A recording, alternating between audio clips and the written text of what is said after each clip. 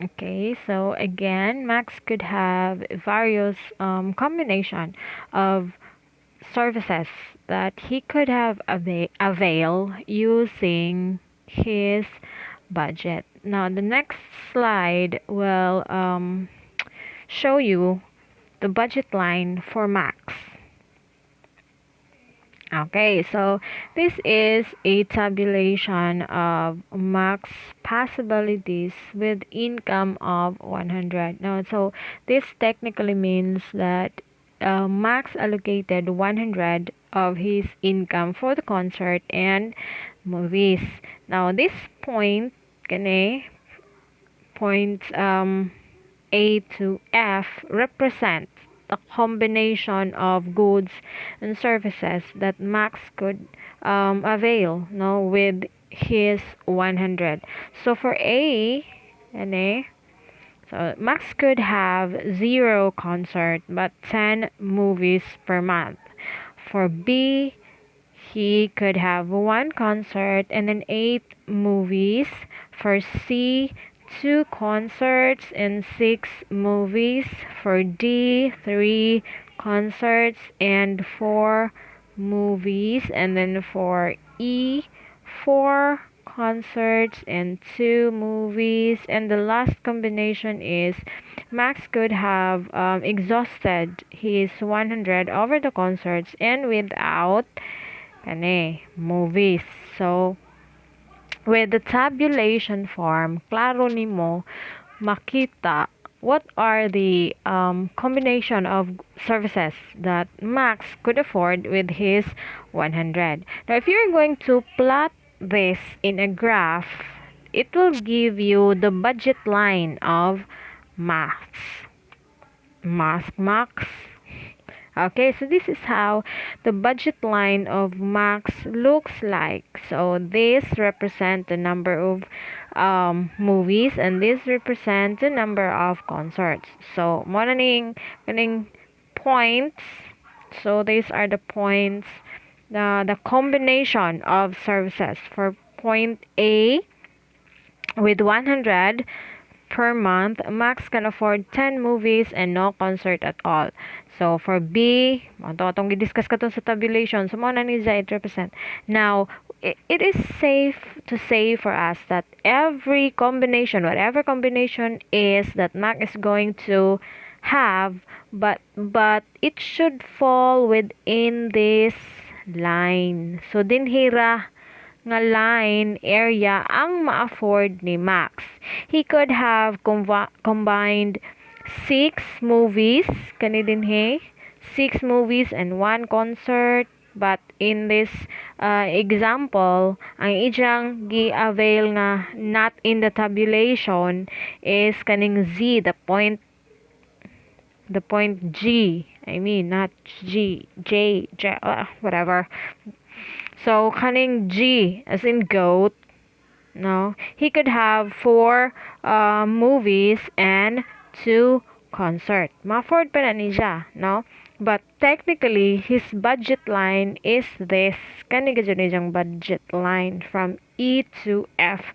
Kaning G, as in goat, isa na ng mga extra according to preference. Now, kaning H, this one, are points or is a point that is above the budget line. Meaning to say, di naka-afford si Max, ana. Because if you're going to compute, so kung mo opt si aning H, that is 5 movies and 3 concerts. So, 5 times 10, pila man? 100.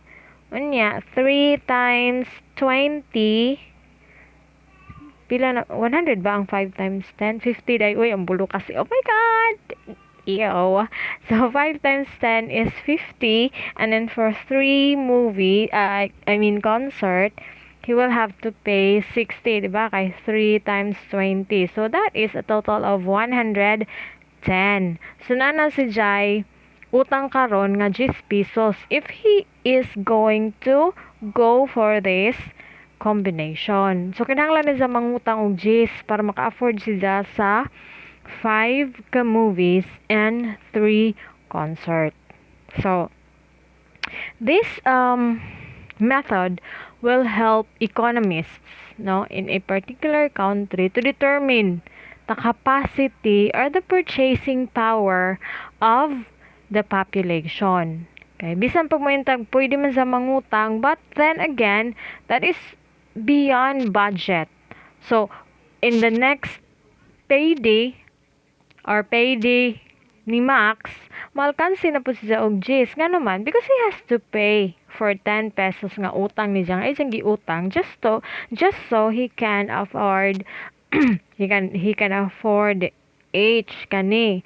So that is why this approach is very helpful, no? For economists, for even for you to determine, oh, naron ninyo mangutang baga jud mo, 'di ba? Okay?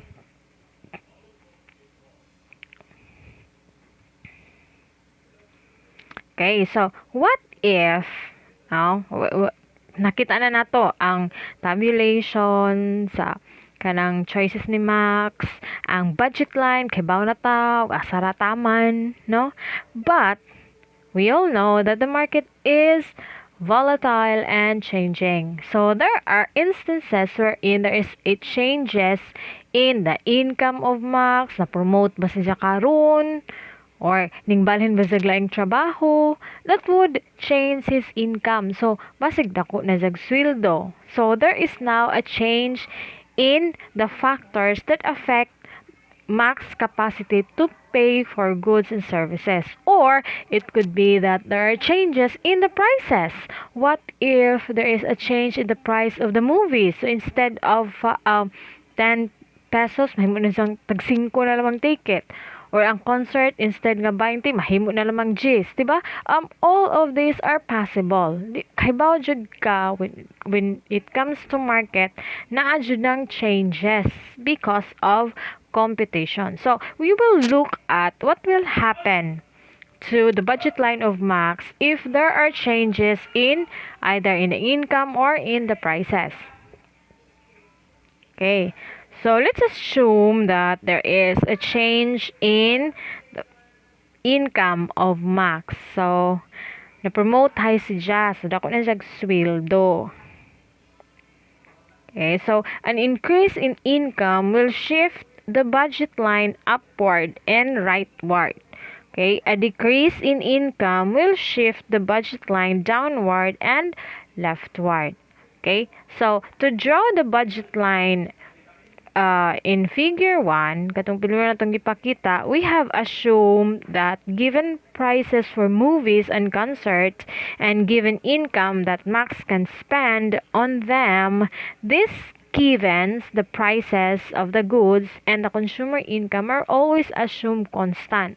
Sumotong ing ato ang porma sa ijang budget line. But as we move along the budget line, if any or one of them changes, the budget line will change as well.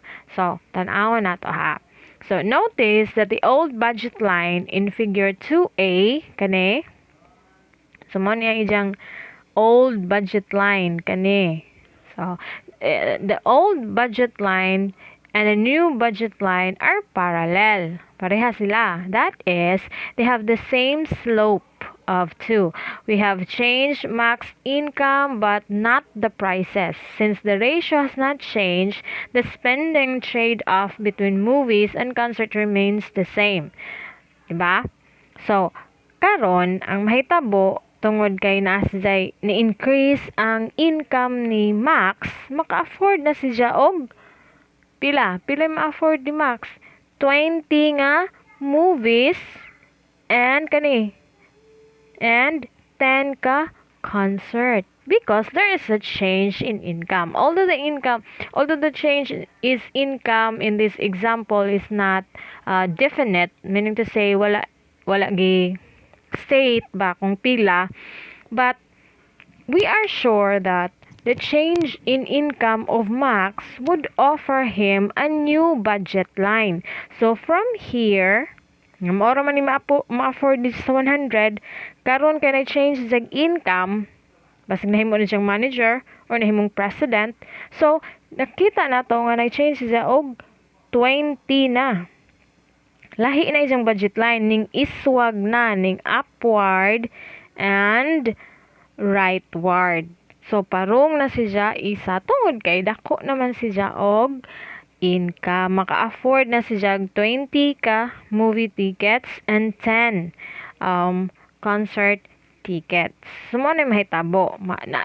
If the the income of the consumer would change if it is kanang positive, meaning to say ning dako ang isang income, parong jud na taas ang changes kani. But if the income changes downward, meaning to say na demote si Max ning gamay isang sweldo, so there is a possibility nga ang changes diri na po diri sa ubos. So instead nga ang isang ma-afford kay 10 og 5, ari na nas ubos, mahimo na lamang 5 og 2. So pwede.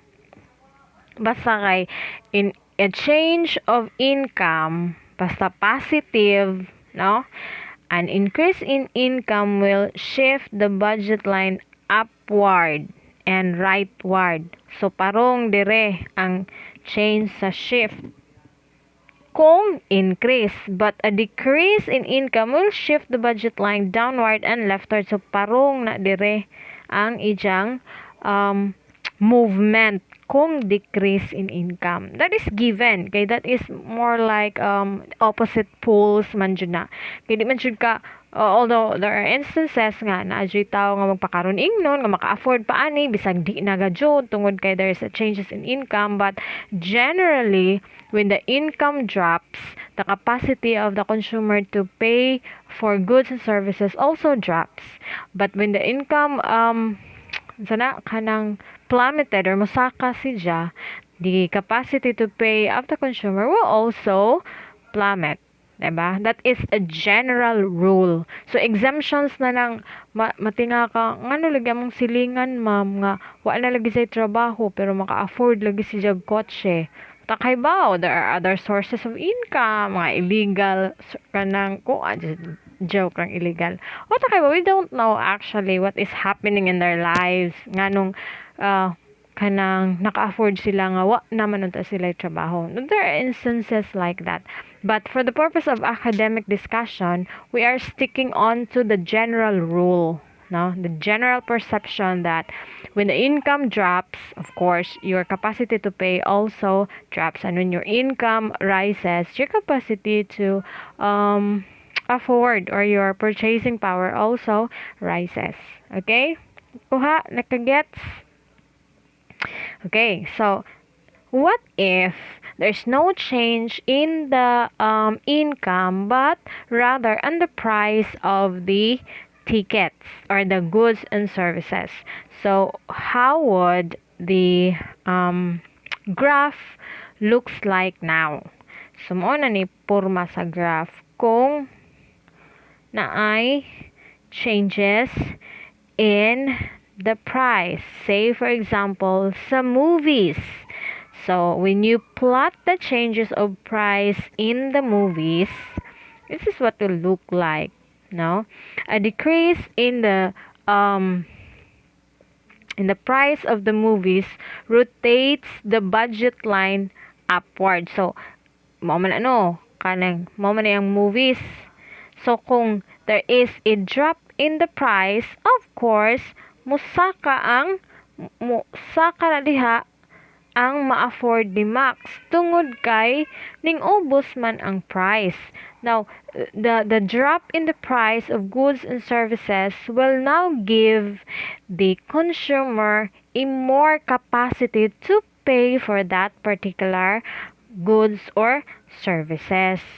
So mo ni mahitabo di ana dire. No? So, assuming that there is no change in the price of the concert. So, ang concert, of course, is magpabilin. Dire, maurag jud gihapon na ma-afford ni Max because there is no changes in the prices of concerts. But, in the prices of movies, in the movie services, from 2 kani ning saka si Jag, 10. Anong 2 nalibat na jud ko. So from 10 nga ma-afford ni Ja ning saka og 20 because of the drop in the price. So mo na ni Jang, it constitute this explanation. When the price of a good changes, the budget line rotates both its slope and one on its intercepts will change. Now, gets na ni ha? Kung this is how the graph for max budget line looks like if there is a changes in the price of the movies only. Now, let us take a look if ang changes na pod diri ra pod sa kanang concert. So, this is what's going to look like. Now, okay. So, while a decrease in the price of, now we all know that the decrease in the price of the movies will rotate, no? Rotate niya from 10 to 20. Now, the decrease in the price of the concert rotates it rightward. So, from here, nga 5, so, tungod kay ning barato ang concert ticket, ning move na po siya paingon dire to 10 ang iyang ma-afford. Again, as I have said, when the price of goods and services drops, it gives a consumer a increase in capacity to pay for that particular goods and prices. Mabitaw nang we are so fond of discounts, kanang say tawag ana, sale, no? Kanang mag-sale kuno ang Metro 20% off, di ba? We are so bisag wa tay kwarta moadto gazud ta basta mag-sale na, because we knew that our capacity to pay has been doubled, increased, or whatsoever the moment that these prices of goods and services drops, no? So mo na mahitabo. So mo ni, this is how the budget line of Max looks like when the price of the concert also drops. So, if ang duha ang mo drop, so klaro, nakaayo. So, ang mahitabo na, diri na po ka na, ingana na. Ana na siya ang isang budget line. Kay, from 20 to 10. 20 diri, 10 diha. Tungod kay, ang duha man ka price sa goods and services nga paborito ni Max ang nag-drop. Now, this illustrates another price change, no? Kani, I think I have discussed this already, no? Nasabtan or naglibog ra gihapon. So, if naglibog, hala, i-replay ang video para kutob masabtan. Okay? So, mo na mahitabo sa budget line when there are changes in the price of the goods and services. Now, all you have to do is to remember that when the price drop, your capacity to pay rises. When the price rises, your capacity to pay drops. Mura ra gud nag demand and supply. Kung nay mo ubos, nay mo taas. Kung nay mo taas, na gud nay mo ubos, 'di ba? Gets mo ra jud na injong kana mo put it by heart.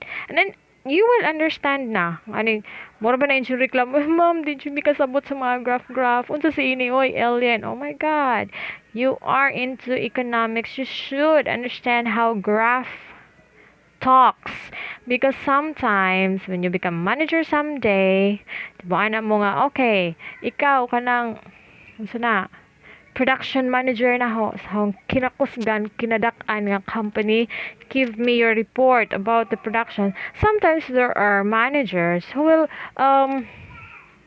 submit to you no reports that contains graph. Kung di ka mauwaw, CEO ka sa imong kumpanya, di ka kasabot kung sa ay ginoo ko sa mga graph diyang gi-appeal diri. Uy, Diyos ko Lord, nalabad. So, kauwawan gadyo na oy. So it should be that you should know how to read graphs. Okay? Do not be scared of this lines. Ako mahadlok siya kung mga graph sa una when I was in college. Malisang po mga graph. Uy, namatay si inang graph. Uy, samok-samok man laman na. Maglibog jud kayo siya. But if you truly going to read and then you're going to kanang not just scan no kanang murag makahigawaray gajud nga hala binuntag akong himo sa module sa una kadubang printed copies. Then yun, ma'am, o kasabot. Ano nga mga kasabot nga naaman tanan sa module? Did you read or imo mga ilo ng module nalabad si kapoy gajud ko ingatong time pero mas kapoy man pud ni mahimo og PowerPoint ikaw man mag-record na pud. Oh my god. Anyway, this is the new normal. Abnormal naman lagi ta. Okay, let's proceed. Tabi, uy.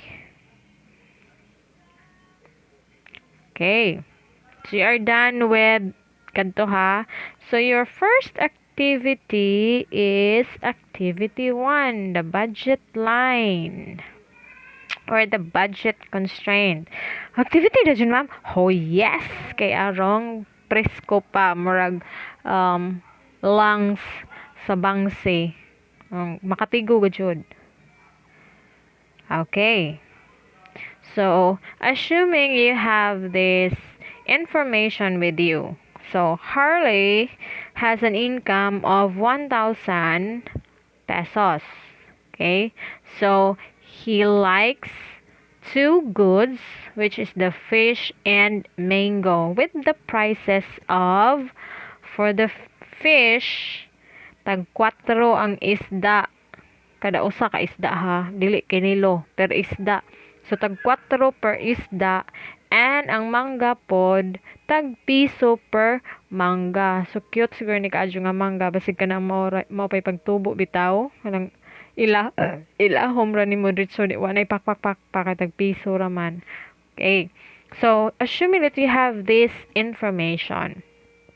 So what you're going to do is determine the budget line of Hurley. So, letter A, if Hurley spends his income on fish, how many fish does he buy? For letter B, if Hurley spends his income on mangoes, how many mangoes does he buy? For letter C, if Hurley buys 100 fish, how many mangoes can he buy? For letter D, daghan si Imam. Yes. For letter D, tabulate Hurley's consumption possibilities of his income. For letter E, final, plot each of the bundles from A to D. That is D. Nasa Jupra kong encode ana. Copy paste pa more. So plot each of the bundles from parts A to D now. Or you can even kanang exceed. So just find the possible combination that you can have with Hurley's income. Do not restrict yourself with on these letters, no? So pwede bisag pwede kang A to Z. A to Z as in zebra. Pwede. Just as long as you can determine the budget line. So it doesn't matter how many combination, no? How many bundles you are going to make. Okay? Kuha? Gets? Okay. So, dapat mag-gets kay mo proceed na ta sa inyong activity 2, the budget constraint. So, you have now performed the first activity. So, your second activity is perform activity 1's combination. Dili na A to C ha. Combination na. Sorry, ambot what I don't know kung sa ihong huna-huna nganong A to C nalabad si A. So perform activity 1's combination or the bundles katong of course, you have to represent it with letters and show what happened to Hurley's budget constraint if number 1, his income falls to 800. Number 2, the price of mango rises to 2 pesos per mango. And then number 3, you have to plot your new result. Okay? Kuha? Gets? Okay. Okay, so for the record, laman ba ka ng, let's stick to 5 combination na laman para uniform mo. So, 5 combinations of bundles na laman for Hurley's income. Okay? Okay, so let's proceed to preference and what does it do with the our topic, which is consumer theory. Now, the budget constraint, the budget line as illustrated is one side of the story of consumer choice. Now, it indicates the trade-off consumers are able to make between, naawahin na po akong kuha na labad si sorry, dara. Ay, sabi, nawahi ng puko. Uy, makano na siya ko makalimot, kids. I'm really sorry. I'm not in myself today. But I have to record this. So, mo ni ang katong giingon. Katong sa inyong activity. Again. So, perform activity once bundles ha. Di ba? We have nagsabot na tanga 5 bundles ralaman for this. So, from A, B, C, D, E. Kutub E na. So, perform activity 1 A to E and show what happens to Hurley's budget constraint if number 1, his income falls to 800. Number 2, the price of mangoes rises to 2 pesos per mango. And then, of course, you have to plot your new result. So, that is your activity 2. So, go back to activity 1B para why libog. So, for activity 1, diba, kani, you have to plot each of the bundles from, ano po na part A to E. So, part A to E. So, kamo na bahala how are you going to kanang assume that you are Hurley. Okay? Claro? Claro na? Okay. Okay, let's go back to preferences. Again, the budget line is an illustration of the one side in every story of consumer choice. Now, it indicates the trade-off consumers are able to make between one good and another. But just as important is the trade-off the consumers want to make between one good and another. So, again, a critical assumption behind consumer theory is that people have preferences. Now, we all know that in budget line, it speaks about the trade-off and the opportunity cost that every consumer has to decide. No? But another critical assumption behind consumer theory is that aside from the trade-off and opportunity cost, consumer also has these preferences. No? Naaman dyan tayo preferences. Now, there are times na mo yung nag-sale ang kuan kanang love lotion, but still we are not happy about it because that is not the type of lotion that we prefer. No, mas ganahan man ta og Dove. Oh na bay lotion nga Dove. Taka si kuy. Kuan na laman kanang whitening.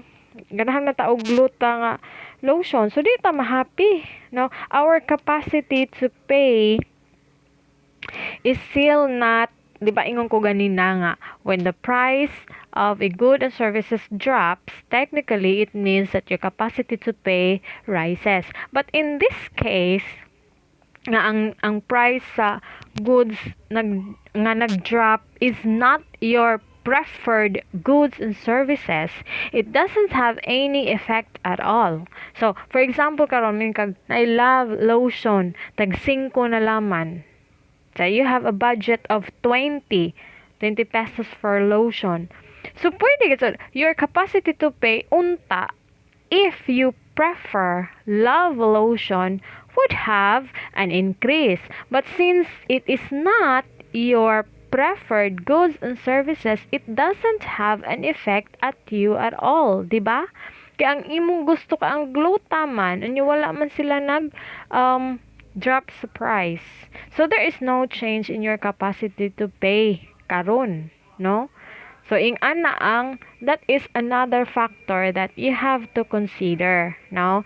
So there are of course the consumer theory is multidimensional. There are a lot of dimensions that you have to take into account. Okay?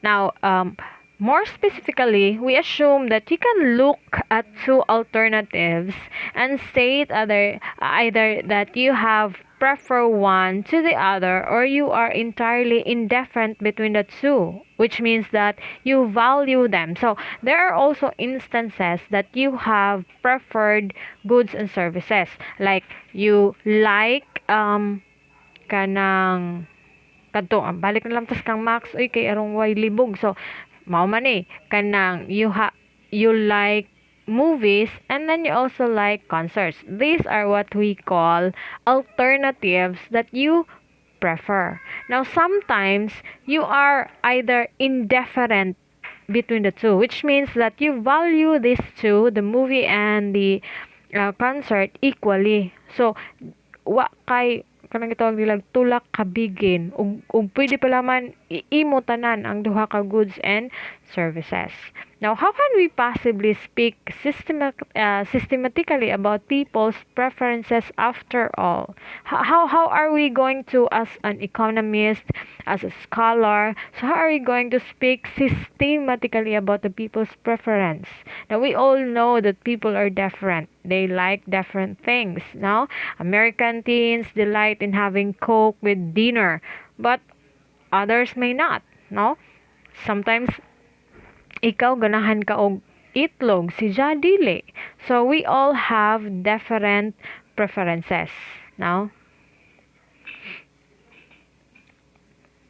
okay, so diha na musod ang rationality in order to identify or to better understand this preference as an area in the consumer choice. Now, musod na diha ang rationality. So when we say rationality, it is when a consumer can make choice and is logically consistent. Now we say that she has rational preference. So when a consumer makes a choice and is logically consistent, now we can say that this particular consumer is or has a rational preference. So example, tahay. Asa man eh. Saan ba ito example? Okay. So, so for example, you prefer a sports car. So, mas ganahan kag sports car than a jeep. And then in another scenario na pod, you like jeep than a motorcycle. Of course, ako will assume that you will prefer sports car than a motorcycle. Nga naman, makita man nimo logically nga ang kani nga consumer ganahan og mahalon. Balik ha. So, consumer A, patang natog si kuan na pod, si Jessa. So, Jessa likes or prefer, dili likes, prefer gajud. Mas ganahan si Jessa og sports car kaysa jeep. Diba? But, ay diyang classmate nga si Jairel ganahan og jeep kaysa sports car. Naay may ingana. And then mo yung kakaron si Jessa ganahan og sports car than a jeep. And then in another scenario na pod nga gipresentan si Jessa og option between a jeep and a motorcycle, mas gipili ni siya ang jeep kaysa motorcycle. So unsay nakita ninyo ana nga kanang progress, di ba? Kung imong tan-awon, mas mopili gid si Jessa sa mahalon, no? Kay between a sports car and a jeep, mas mahal ang sports car. Between a jeep and a motorcycle, mas mahal ang jeep. So makaingon ta karon na moingon ko nga kung ako ning presentan si Jessa og sports car and a motorcycle. Of course, motorcycle ang pilion ani ni Jessa. Tungod kay nakuha na naho logically what her preference is. Ganahan si Jag kadtong mga mahalon.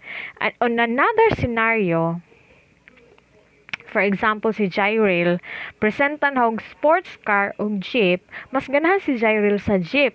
Kaya nga naman, may nga si Jyril, jeep ra ko oy, kay pwede na ho ipamasada. Okay? So, kung presenta na ho si Jyril og jeep and a motorcycle, moana si Jyril nga, motorcycle ra ko oy, ipamasada na ho, gamay ra og maintenance compared to the jeep. So karon kung presenta na ho si Jyril og sports car and motorcycle, mo ana nas Jyril nga motorcycle ra ko oy kay gamay rag maintenance. So kay nakita na ho nga logically unsay gina-after ni Jyril with the product choices. So that's just an example, no? Mag imposible ka si nga example kay kung ikaw ba na may presentan og sports car against motorcycle, more general nga dyan nga ito sports car, no? So but there are consumers nga pareha ni Jyril Kintahay nga mas mupili sa katong less ang ijang maintenance. Okay, so that is what we meant by rationality. When a consumer has this logical consistency in the choices of his preferred goods and services, ay ha nimo makita. This is important because you will find out unsa nga type of product, no, ang imong i-offer sa mga tao nga parehas ni Jyril. What type of products are you going to offer sa mga tao nga parehas ni Jessa? Now, remember that in business you have to segment your target according to their unsa ganito, demographics, o uban pang malang mananap, di ba? So, naana kay segmentation. So, kabaw na ka, mo segment ka i-segment nimo karon ang tanang tao sa imong target population nga pareha ni Jyril. So, di na ka maglisod. What products are you going to offer? Nga di sila maka kanang balibad. Okay, so these approaches are all helpful even in another aspect, not just on the economy as well.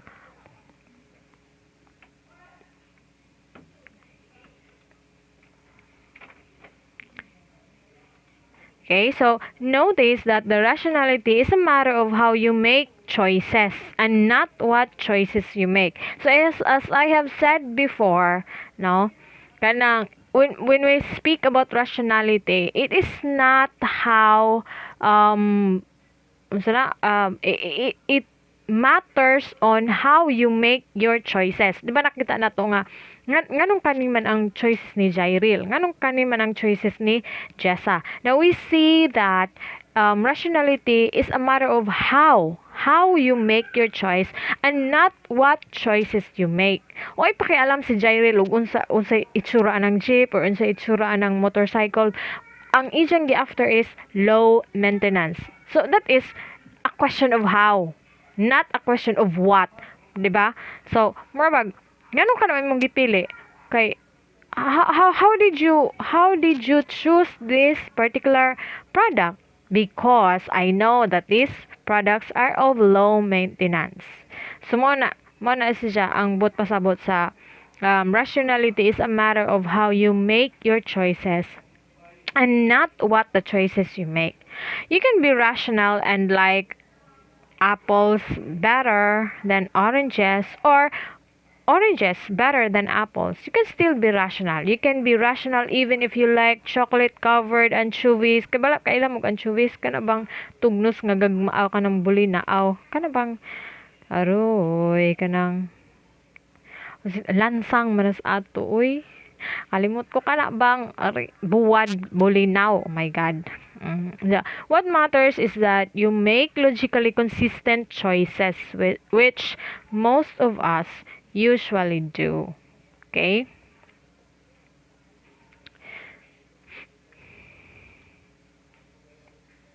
Okay, so aside from the rationality that is given in every consumer, now there is also this another feature of preference that virtually all of us share is this.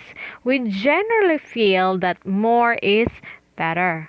Now, specifically, we get more of some goods or service and nothing else is taken away from us. We will generally feel better. No, mabitaw na if there are kanang unsay tawag na like karon pandemic magkuan ta panic buying maghutdo na laman nato tanan because we feel that the more the better. Okay, na ana that is human unsa na human act or acts of human whatever it is. So to see why this is so, now look again at figure 1. Balik to figure 1 ha, just for the purpose of explanation. Okay, di ba yung tanga? The more is better. So, balik ta sa figure 1 ni Max. Kane. Saan man to? My God. It's a long way to go. Kane. Kana. So, let us see why this more is better. So, look again at this figure. So, Max would never choose point G. Kani. Ano? No. Max will never choose this. No? Representing 2 concerts and 6 movies. Nga naman. Kay, naman si Zay affordable points. Kani. Oh my God. Saan naman eh? Naman Zay affordable points. Kani. Ma-afford man po din niya. So, since there are affordable points on the budget line that we know make him better off. Nga naman, mas daghan man si Jag kung instead of mag-G si Ja, ari just C. Mas daghan si Ja nga movies nga tanaw compare sa ari si Ja sa kana G, di ba? So, that explains the concept of more is better. The consumer will always choose a point on the budget line rather than a point below it. Bisan pagkabaw nga maka-afford si Max ani, he will never choose this because naaman ni nga mas daghan pa si Jag ma-enjoy. So that explains our more is better. Okay, nakuha. Nasabtan, asara man to.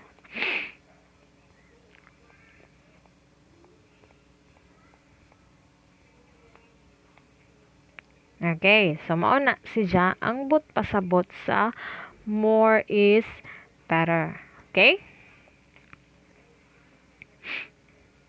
Okay, so we're done with the budget line. I hope that you understand what is a budget line and how to compute the budget line. Ug nasabtan ka jud ninyo unsa nang budget line.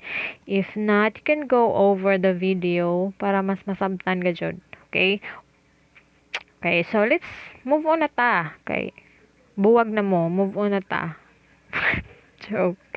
Nara may nagmaoy dire. Aw, adi ay. Okay, so let's go to the another approach. No, of course I have mentioned before that there are several approaches that constitute the consumer choice theory. Now, okay.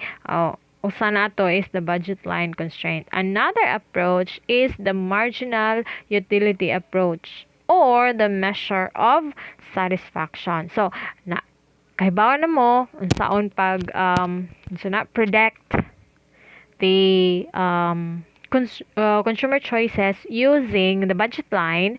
Now this time let's focus on the satisfaction that your consumer will feel consuming the goods and services. So ato na pong tan-awon si Ja, ato na pong i-predict ang behavior sa consumer or the choices of the consumer using the marginal utility approach or the measure of satisfaction. Okay, so utility actually is a quantitative measure of pleasure or satisfaction obtained from consuming goods and services. So since we cannot measure pleasure, count na mo kapila ka na pleasure, 'di ba? So of course we are putting or sige na gitagaan na to og kanang numerical equivalent ang kanang pleasure, and that is what we call utils. Now, so one utils is equals to one satisfaction of a consumer that consumes or uses goods and services. Now, economists assume that any decision maker, a consumer, a manager, or officials in a government agency tries to make the best out of any situation. So, marginal utility theory treats consumers as striving to maximize their utility. That is so given. No? So when we consume particular goods and services, we do not stop until we are fully satiated. Diba? Di ta maundang og kaon og di ta mabusog. Diba? Di ta maundang og kaligo unless we feel like nagkurug-kurug na ka sa katugnaw. We don't stop running unless we are panting. So ingana na siya. Diba? The marginal utility theory treats consumers as striving to maximize. So, when your satisfaction reaches the maximum, that is the time that you will stop doing or consuming this particular product. That is how we are going to measure now. That is how we are going to predict the choices of consumer using this marginal utility theory. Now, let us define, we have already defined now the utility. Now, let us see if we have a definition of marginal utility. Okay, so marginal utility is the change in utility an individual enjoys from consuming. So, say for example, Lisa Manuban enjoys eating one cone of ice cream per day. Now, what if Lisa decided to add one more cone of ice cream? There is now a change in the satisfaction on Lisa, and we call it the marginal utility or the additional util or satisfaction that Lisa gets in consuming another cone of ice cream. So, ingani ang situation ha. So, si Lisa, mukhaon ka dyan na usa ka cone nga ice cream every day.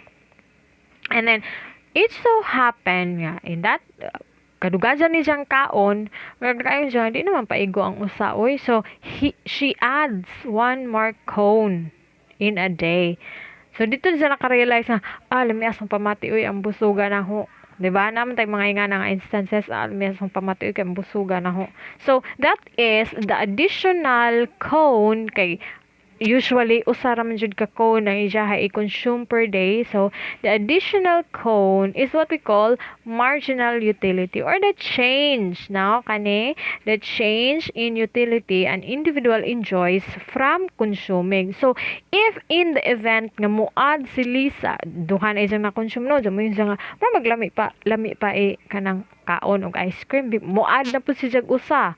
So muad na po siya usa ka cone during sa pag-consume niya sa usa ka cone murag 1/4 ra iyang nakaon tungod kay kasukaon na siya sa kabusog. That is the time or that represents a decline now on the satisfaction of Lisa. Ning decline na pag-adyo iyang satisfaction because at 2 cones, okay na unta siya. But tungod kay ang lauga po niya, nagtuo siya makaya pa niya, sumo nang ning-add pa siya usa, but then it just goes to waste kay wala niya nahurot tungod kay kasukaon na siya tungod sa kabusog.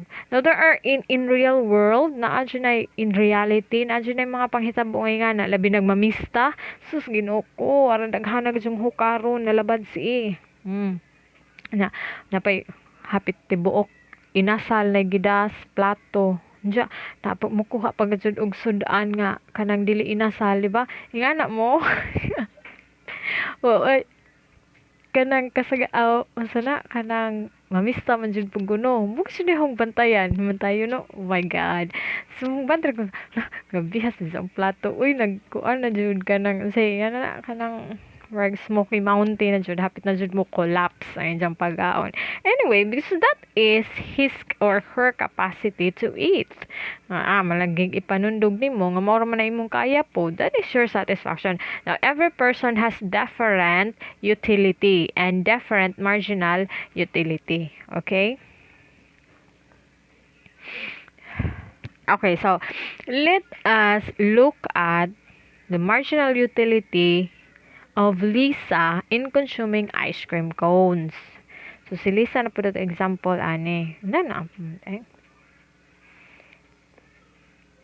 Okay.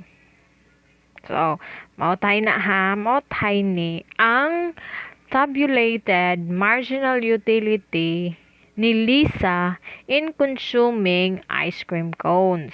So, of course, at 0, kung wala mo kaon, wala siya total utility, wala po siya marginal utility. So, total utility refers to the amount of goods and services that a particular consumer consumes. And of course, we all know that marginal utility refers to the additional number of goods and services that a consumer consumes. So, for one cone, so butang laman na tong 30 ang total utility ni Lisa. Of course, ang marginal utility is the same. Okay, there is what may additional. So, kung 30 ang total utility, 30 pod ang marginal considered na siya nga 30 ang total utility. Now, kung ni-add si Lisa og one cone, kani additional one cone, so the total utility of Lisa now increases to 50. Ang marginal kay additional satisfaction man, so 50 na siya. So ang marginal utility, meaning to say the cost of unsa tong marginal utility is the change in the utility an individual enjoys from consuming an additional unit of goods. So makita nato dire that the marginal utility of Lisa once she consumes additional or kanang duha na additional cones kay ijang gipunan og usa ka cone, so ang iyang marginal utility is 20. How did you arrive at this? Of course, ang total utility nga 50 mo ni ang new total utility ni Lisa once she consume additional or ikaduha nga cone. So, mo na niya isang total utility. Imo nang minusan sa total utility sa usa ka cone, which is 30. So, imo nang subtract. 50 minus 30 equals, mo na isang marginal utility nga 20. So, kung mupuno po kasi sa ikatulong nga cone, na siya butang na tong 60 nga total utility. So, i-minus na nimo sa 50 nga previous utility niya, you will have a marginal utility of 10. So, kung sa 4 na pod, dugang na po siya ikaupat ng cones, so she has 65 total utility minus 60, you have 5 marginal utility. And then for the fifth cone, she has 68 total utility minus 65 previous utility, you have 3 marginal utility. And for the last cone that she consumes, she has 68 gihapon kay na satisfied na siya, so ay siyang total utility unsa na wa na increase kay di na siya kaayo satisfied. Hindi kaayo satisfied. Di na siya ma-satisfied because she is already satisfied. So mao na nga imong marginal utility is 0. Wa na undang na kaon at 6 cones kay fully satisfied na fully satisfied na siya. Okay? Nakuha? Wait sa ha. Okay, this is lagi. So, I will cut this kay di na po di ma-upload og